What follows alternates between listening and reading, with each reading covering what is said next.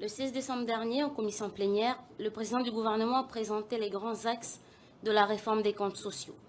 Il aura fallu attendre le 29 novembre 2019, date de la manifestation des professionnels de santé libéraux à la suite de la décision de la CAFAT de suspendre le paiement de leurs actes pour que le président du gouvernement se saisisse enfin du dossier et engage les consultations ad hoc.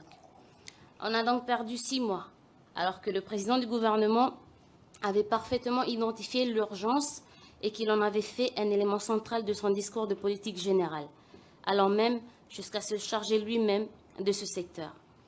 Les grands axes de la réforme nous ont été présentés de manière tellement générale qu'il faut bien admettre que tout le monde est obligé d'y adhérer.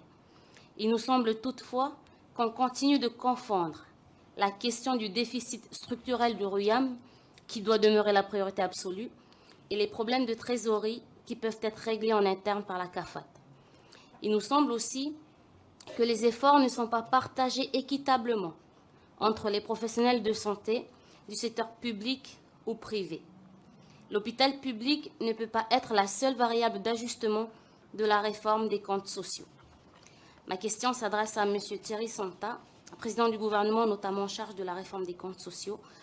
Pouvez-vous nous indiquer de manière précise, en abandonnant les généralités généreuses, quelles sont les mesures concrètes qui vont être mises en œuvre pour réduire le déficit structurel du RUAM? Dans quel délai ces mesures vont-elles intervenir et quel en sera l'impact pour les Calédoniens? Je vous remercie.